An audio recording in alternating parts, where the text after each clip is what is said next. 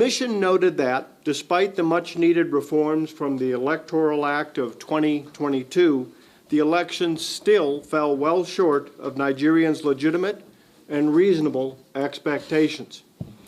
Voters' trust in the process has been shaken by INEC's lack of transparency.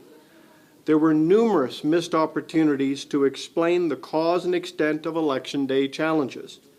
The combined effect of these problems disenfranchised Nigerian voters in many parts of the country, although the scope and scale are currently unknown. And while elections are a vital part of the process, it's the work that will happen next that truly determines the future success of this democracy. Nigeria holds the distinction of having one of the world's youngest populations. It has the largest democracy on the continent and one of the most populous democracies in the world. And so the credibility of the electoral process has a wide-ranging impact, not simply for the continent of Africa, but it has global meaning. End of the election process, so we're not in a position, we don't want to interfere in any way in the political process. Our methodology is very clear in this regard.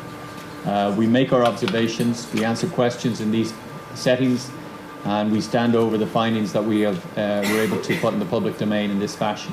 But we won't interfere in the process. It's a matter entirely for the Nigerian authorities to determine the way forward.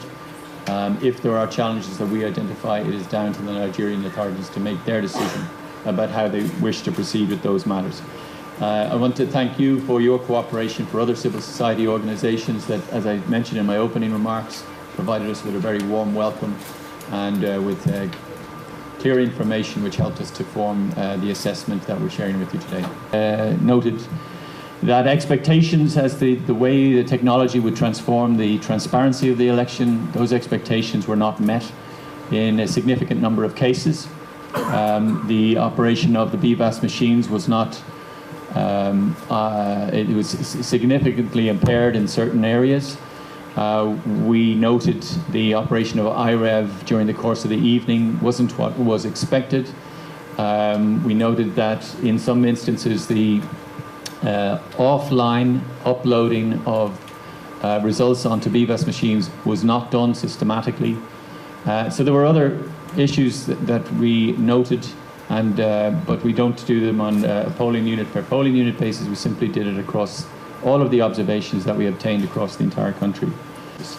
And we are very conscious that the Electoral Act provides a very important legislative basis and framework that instilled a lot of trust in INEC in the run-up to the election from political participants and encouraged many people to take part.